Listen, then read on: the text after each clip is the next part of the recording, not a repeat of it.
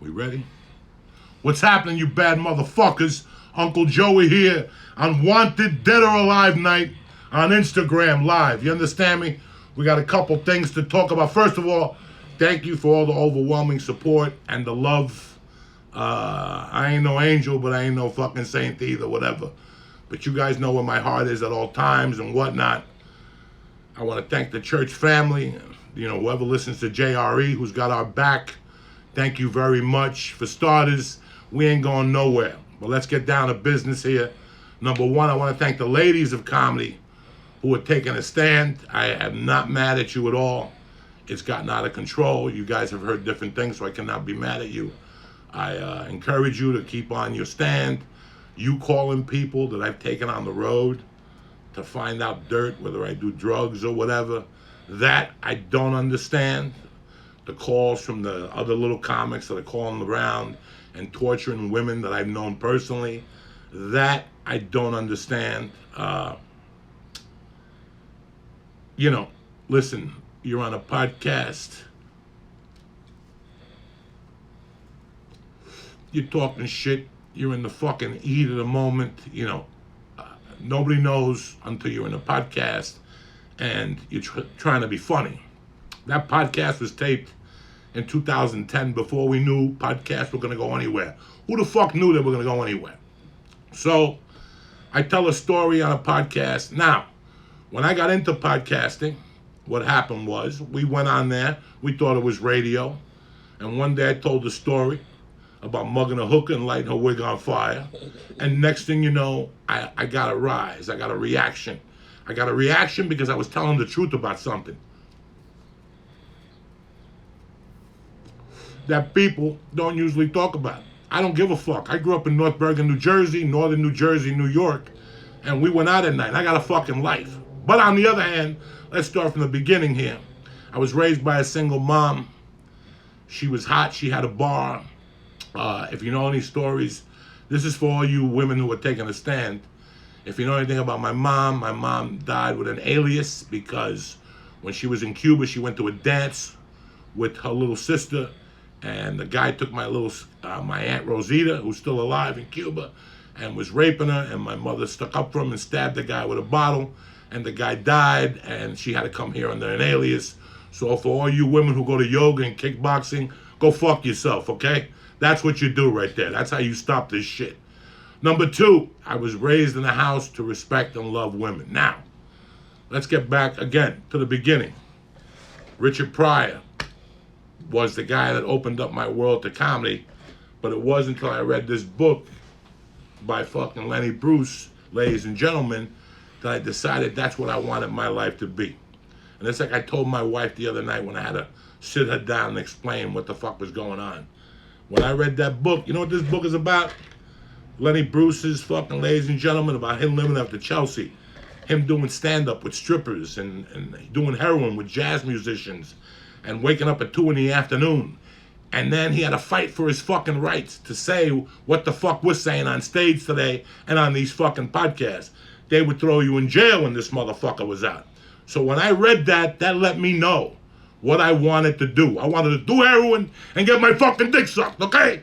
I was a loser. I had nothing else going. I had just come out of fucking prison, and this was my only option. So I went with it. I did not expect fucking success or LA. I thought I would be a fucking beat comic on the road, living from week to week like Doug Stanhope. I didn't give a fuck. That's what I wanted. I got a deal. I moved to LA. And next thing you know, I'm at this world-famous fucking comedy store, and I'm overwhelmed. And after a few months, I see this type that, it's just a different fucking world. Nothing like I grew up with. I grew up around people who were real, people who fucking looked in you in the eye when they talked to you. I didn't grow up around this shit. So I got presented at the comedy store. I met my friends down there, and the rest is fucking history. One night, there's a girl down there in 97. I knew her. I knew her very well. She had been lurking around there, and she wanted stage time or whatever. And it was one time, she asked me, I would suck your dick. I thought it was a fucking joke. I even walked into the payphone that used to be at the bottom of the original and made believe I was calling Mitzi and hung up the phone And listen, it was a mistake then.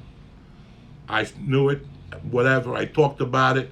Now, you guys want to get mad at a guy for laughing? I don't know. I don't know what Law and Order you fucking watch, but they never arrested nobody for fucking laughing, okay? And there's nothing in the Constitution that gets you in trouble for laughing. We laugh. I see a guy in a wheelchair fall, I laugh. That's my crazy sense of humor. So everybody has a different sense of humor. You motherfuckers listen to SNL and, oh my God, go fuck yourself. They never said a funny fucking thing, but now you want to fucking attack this new style of fucking comedy. Now, I'm not responsible for what anybody else did. I'm responsible for my actions. What you motherfuckers wanted me to do was to come here and stand here with 3 black people and 2 women to prove. I don't need to prove nothing. The allegations were on me. There's no allegations. There's no nothing. I told the truth. Now, for 20 years, you cocksuckers been saying I'm a liar. So, what about the guy poked in the eye in Boulder? You don't care about him? What about the guy I threw in the trunk of a car in fucking Boulder that I went to jail for and did my time? I did my fucking time. So who the fuck are you to be the judge, the jury, and the executioner? You have no right, Twitter, or whoever the fuck you are. So go fuck yourself. That's for starters. Nobody ever gave you the right to be the judge, the jury, nobody. I don't know who the fuck you think you are. I faced the judge. I did my time like a man. I came out and I decided on this greasy fucking business of comedy. You understand me? And that's just the fucking way it is. Now, can't arrest a guy for laughing or throwing him under the bus or whatever. Oh, he laughed. Who gives a fuck? What do you know if after that podcast, that gentleman didn't pull me aside and say, hey, what you saw on the podcast was wrong? Did you guys know if he did that? Did you ask? Did you? No, you didn't. You just went with whatever the fuck you whatever wanted to think. So here, it's plain and simple. Call everybody you want. Reach out to whoever you want.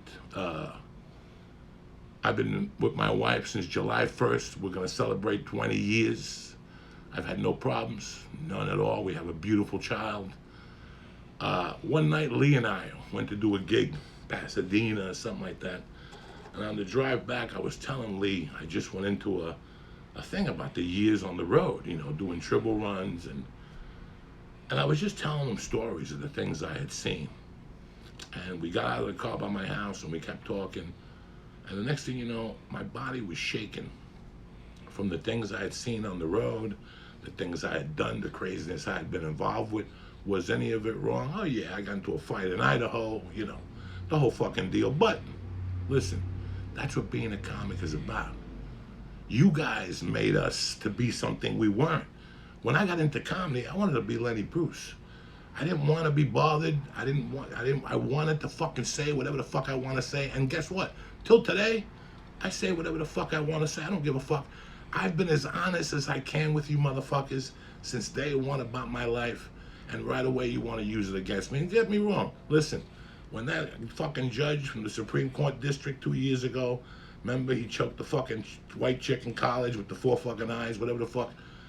Right there when I saw that, I set the fucking egg timer on. I knew it would be a matter of time before somebody watched the video and raised their hand. And guess what? I've told everything I've done on there. So, and I've done that for a reason, to show people that what they feed you in society, what you motherfuckers are against, is bullshit. You do what the fuck your heart calls for. All these guidance counselors should be shot and hung. They fucking sold you on a thing for you to make money. They never sold you on what to be happy. When I started the Church of What's Happening Now, I started and I wanted to be as honest as I could about my past to let you motherfuckers know what you could do with your life with the assets that you have. I'm a fucking loser bum with no parents. I got a GED, went to fucking prison. I'm Cuban. I got all the X's on me you could ask for, but that didn't stop me. And I wanted to let you know as Americans that shouldn't stop you either. Shouldn't fucking stop you either. Who gives a fuck? When you get out of prison, they ask you if you want to go on disability because you're never going to get a job as a felon. Do you think I signed that paperwork? I told them to shove it up their fucking ass. And every time after that, when I applied for a job and they say, have you gotten a felony? I put no. And then they call me in after a week and they'd say, listen, you came up, you lied to us. No, I didn't. My name is Jose fucking Diaz. There's a million of us. Good luck finding fucking whatever. They made a mistake. They judged me on that week of work and my character, and they continued letting me work there. So, Hey, whatever the fuck you want to say, guess what? I've died 3 times. I died when I found my mother on the floor. I died when fucking I went to fucking prison, and I died in 1991 when I went through a divorce. And let me tell you something. I live for this shit. I live for this shit. This is what I'm made of. I'm American. I don't fucking give up because you motherfuckers want me to. I don't give up. I'm not gonna give up. I'm gonna keep doing what I'm doing. I'm gonna keep telling crazy stories. And if you don't like that one, I'll tell you another one. You understand me? Because that's what the fuck I'm talking about here. You're not gonna stop the laughter. Yeah, some comics did some bad things. They've been accused, whatever. Nobody accused me. I told you motherfuckers what I did. So what do you have nowhere to go. So keep calling all the comics you want. Contact the waitresses at the store. Contact the comedy club owners. Ask them what my behavior has been like the last 10 years. 13 years ago, I got fucking clean off cocaine. I changed a lot. But as I was telling you that night with Lee, this must have happened 7 years ago, 6 years ago. After I told Lee all those fucking horrific stories about what I had seen on the road and chicks shooting heroin and, I went upstairs and did the only thing I could do is to be a better father, to teach my daughter to never be in that position, to never go up to a man and say, I'll trade off something with you. For you people who said coercion. Are you fucking kidding me again? When was the last time you watched an episode of Law and Order? Coercion. There was no coercion. Obviously, you do not know what goes on in Hollywood. Yeah, there's a lot of bad guys out there, but there's also a lot of women with bad intentions out there. No names. I don't have to name names. We're not throwing nobody under the bus here. I'm just telling you a reality of this fucking game. So, if you're looking to cancel, motherfucker, you're barking up the wrong tree. I got felonies. I slept in a rocket ship, and I was poor and homeless. I bounced back from that. So, nothing you could do could fucking stop me. So, I love you motherfuckers to death. I'm not going nowhere. I'm going to smoke this joint with you and finish up here real quick. I love you guys. I respect you. The people who supported me, Barstool Sports, you bad motherfuckers. Legion of Skanks, you bad motherfuckers. Sickler, all you fucking podcasts that had my fucking back one by one. I seen who you were, and you know where my heart is. My heart has always been on my fucking sleeve. I help people. I've always fucking helped. How many women? Listen, I heard a rumor years ago that women were upset because they weren't getting spots at the fucking store, okay? Nothing I could do about that, guys. Nothing I could personally do about that. But there was something I could do. I could put women on my podcast. I have 800 podcasts. There's probably been 100 women on my podcast. Start with them. Ask them about how I treated them. Nobody saw the episode when Sarah Tiana ate the fucking edible and passed it on the couch. I could have fucking jumped up and down on Sarah Tiana. Did I? No. No. So start with them. Start with 100 fucking women I put on this podcast to give light to and to treat them like a fucking gentleman and whatever they fucking need. There's been tons of them. I could sit here and drop names, but fuck you motherfuckers. You don't deserve their names because they're a lot better than you fucking dirty bitches that are out there calling each other up. Let us know what he did. What the fuck kind of shit is that? You know what I did. I just fucking told you, okay? Listen, there was some, a story is, a comedy story is comedy and exaggeration, okay? Let's fucking look at the fucking facts here, okay? I never hosted at the Belly Room. I never hosted at the Belly Room. I was a host in the original room. I looked down at the fucking Belly Room then because Mitzi made me a regular after a month. I'm not gonna lie to you. So I didn't go up to that fucking Belly Room. I was scared of the fucking ghost.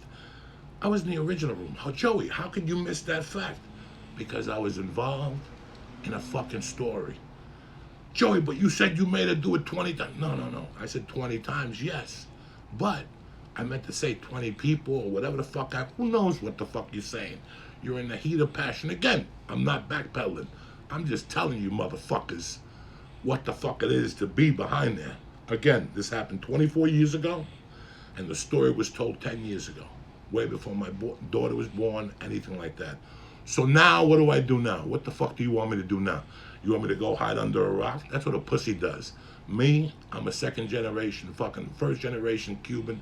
Cuban revolutionaries are the toughest motherfuckers you've ever want to go up against. You want to battle? You go up against a fucking Cuban who came over here in 1959. Oye, te van a descojonar toalla. You get. You fuck with us. We'll fuck with. We know. We wrote the book on revolution. This fucking shit that's going on here, guess what? I live for this shit because I've been facing accusations all my life, which I put upon myself. When I was a thief and a burglar and a junkie, I put myself in horrible situations. But I will tell you one thing.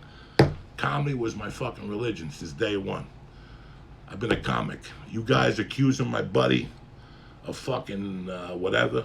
That man has more class than any of you motherfuckers I've ever seen in my life. That man's bought me more steaks and took care of me. He hates drugs. He carried me for years because he saw what the fuck was inside of me. He knew I was just struggling. I had fucking dark fucking ghosts, whatever you call them, skeletons, and I still got skeletons. But I check on them and I try to make them better. Why don't you guys bring up the guy I kidnapped? That's one of the most, hey, that's 48 years in prison. You guys didn't ever bring that up. Well, what did I do? I had him on the show. I respected him. He came to my show. A couple other things I did to make up for my wrongs. For the longest time, I've been trying to make up for my fucking wrongs. I've called people. I've apologized to people. I've done everything I can to be wrong. I've sent some people money. There's some people you can't apologize to. You know what I'm saying? It was that fucked up, or it was a long time ago, or they just don't want to hear it. But that's the mission and the crusade I've been on since day one. Listen, I'm no fucking star. I'm no big star. I'm very fortunate to have and do the things I've done till today. You want to take those away? Go ahead. You can take them away, but you can't take away the work I put in. You can't take away my balls. You can't take away my heart. You can't take away my soul. That's what you're going up to war against. We're not even going to have a war because nothing happened. I told you what happened. And now either you move on with your fucking life, go jump up and down at a fucking parade, or you could keep picking at that fucking bee's hive and nothing's gonna go your way. Move on with your life. If you wanna end the laughter, go fucking pick on somebody the fuck else. I'm Joey motherfucking Coco Diaz, the Church of What's Happening Now. Mondays and Wednesdays. Don't forget fucking Spotify. You understand me? And I'm gonna be doing these couple nights a week just to keep in touch with you motherfuckers. No sponsors, no fucking guests, no jumping up and down. Just to check in with you, see where we're at, make sure everybody's all right. But for right now, what the fuck? It's Monday night. What are you doing with your life that's so fucking spectacular? Kick back, smoking Joey with Uncle Joey. I said what I had to say. If you don't like it, suck my dick. If you do, Twitter at Mad Flavor. You understand me? Slinging dick and giving out bubble gum since 1982. Speaking of 1982, I might as well tell you another story to piss you off, right? 1982, I fucking robbed a jewelry store. Did you guys know that one? What's the statute of limitations? I don't know. Suck my dick. They did away with the camera video. That's it. It's over. Did you know about that one? Oh, he robbed a jewelry store. Yeah, that's right. So, listen. Year by year, I did creepy things, shitty things, and I made good on them. I'm a good friend. I'm a good neighbor. Again, I apologize to my nieces, my nephews, my daughter, my wife, my dear friend Lee, Steve Simone, and many others who've had my back during this. I apologize to you for all this shit. But hey, I did it my way, motherfuckers. Straight out of Hudson County, New Jersey, slinging dick and giving out bubblegum. You follow me? I don't give a fuck. If you guys want to be on board, you be on board. If not, move on with your fucking life. I'm going to keep telling about my life. Listen, I'm an outlaw comic. I've crossed the fence. It's me, Ari, and a bunch of other ones. Tickets are still on sale. And by you people, the more you fucking make a fuss, the more tickets I sell. What do you think is coming out next week? Cancel Joe Diaz. Take a chance Columbus did. Where's Columbus? Got no fucking head. Standing there like a Mama Luca the Yay. So that's what's coming out. You want to hate me? I'll fucking make shirts. You could buy them, whatever. I don't give a fuck. You know me. Like I told you, I live for this type of shit. So knock it off. Go on with your life. Go snoop up somebody else's asshole who deserves it. And that's it. I'm not going to let you go yet. I got another joint here to smoke. Plus, I want to show you what's in the Bible. Boom!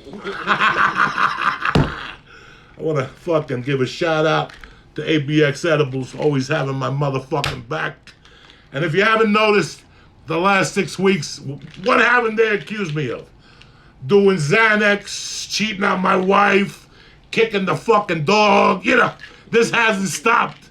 You know, COVID is taking people's mind, and you have nothing to fucking do. So what do? You pick scabs. I woke up 3 weeks ago, they were picking on Marky Wahlberg, but beating up a Chinese guy 30 years ago. Poor Marky Wahlberg ain't bothering nobody. He goes to church up here. He don't bother nobody. You're picking on Marky Wahlberg. You're just picking at scabs. Knock it off. Go do push-ups. Get a fucking life. Do something. Do something. Stop picking at fucking scabs. You dumb motherfuckers. Anyway, that's it and that's that. Let's get this party started. You know, it's Monday night. What do you want from me? Fucking wanted, dead or alive. Fucking Instagram live. Couple nights a week.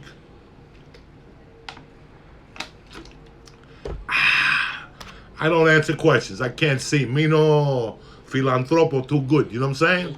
Me no see so good. So there's no questions to be asked. If you want questions, call the New York Times. They got plenty of fucking questions. Where's fucking, what's his name? Woody Allen's son. He's probably on this right now. That poor cocksucker. Ronan, whatever his name is. That poor bastard.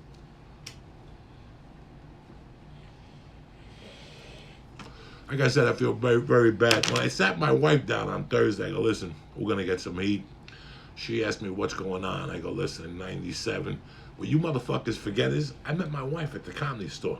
She was a waitress since 1998. So she saw the shenanigans. When I told her, I had to sit her down. I was brokenhearted. You know, it was Father's Day weekend. I had to tell her, and she's like, I'm not, first of all, when did it happen? 97, I got no claim on that blowjob. I got no claim on that fucking blowjob. That was you on your own. But my wife understands where I'm at. She forgave me. I was a gentleman.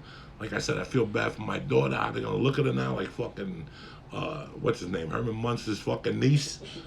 But fuck it. Who gives a fuck? You know what I'm saying? We live to tell the truth. You can't get mad at somebody for telling the truth. That's what's wrong with society today. When somebody speaks the truth, you motherfuckers, you've never heard the truth because you hang out with people that are amazing and fabulous, and you know, they don't know nothing about the truth. They're telling you what the fuck you want to hear. You fucking dumb motherfuckers. When was the last time you really had an African American at your house eating fucking lunch or dinner? Never. What? You're all a bunch of fucking phony cocksuckers. So knock it the fuck off. In my world, you gotta come correct or don't come at all. I don't need this shit. Fabulous. Oh my God. I went to see this amazing guy. What are you talking about? We put our legs, 2 legs, 1 leg at a fucking time. You understand me? All of us. And that's the way I've always treated people. I ain't no better than you. I got a fucking GED. And the only reason why I got it was because it would lower the points down when I went to prison. Who do you think you're dealing with? You understand me? And that's it, and that's that. I hope you enjoyed it. I hope I made myself clear to some people. Again, I'm sorry to the church family. But at the same time, you guys made my Father's Day because you went after these people. You set them straight. You told them about my heart. You told them there was times I made you cringe, but you told the truth, and that's what I'm here to do. You ever watch a movie from the 70s? It's not a fucking party.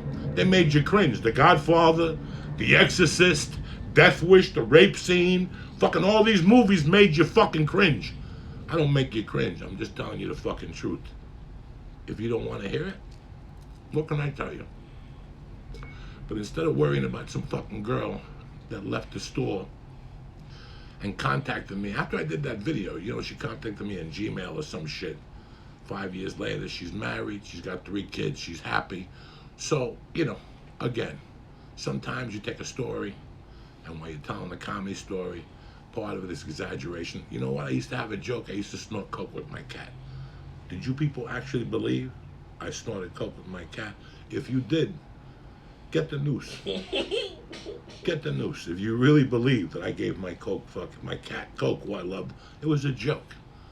But it was an imagination type thing that you look at the picture of the Coke. You know, we used to look out a window together. That's a joke. So please start making the difference between jokes and what's real. When I tell you a fucking story of me growing up, I'm telling you, I'm using you as a psychiatrist. You know, you guys depend on me and I depend on you. So thank you very much. I love you guys. I love the support. And fuck it. Cancel. You got a better chance of sniffing my fucking asshole than canceling. You understand me? It ain't happening. So take that trip somewhere else. Go talk to some other guy from some TV show. Look at some director got busted today for fucking kidnapping and whatever. Go talk to him, all right? I'm just a fucking outlaw comic. I got dates coming up. If you want to come and protest them, come on down. I'll sell more tickets. The more you keep talking, the more the podcast grows and the more followers I get. So keep fucking yakking, you dumb fucks. That's all you're doing is fanning the flames. Now they want to come and see. Remember, people don't go to the circus for the fucking clowns. They go for the tigers and the fucking lions, okay? You guys are the fucking clowns. They don't even want to see you motherfuckers no more. They don't want to see you. They're past you motherfuckers. Now they want to see the guys that got bite into their things. The guys that come on a podcast and talk to you guys from the heart every week. And I'm thankful for that, and I know you motherfuckers are thankful, especially during this whole corona fucking virus, that we came on here every week with masks. We were forced to Zoom, but we didn't give a fuck, because we're like the fucking mailman. We gotta deliver. That's it, and that's that. Police, police, police! The cops are here, cocksuckers. Open the door! Open the door! Fuck you.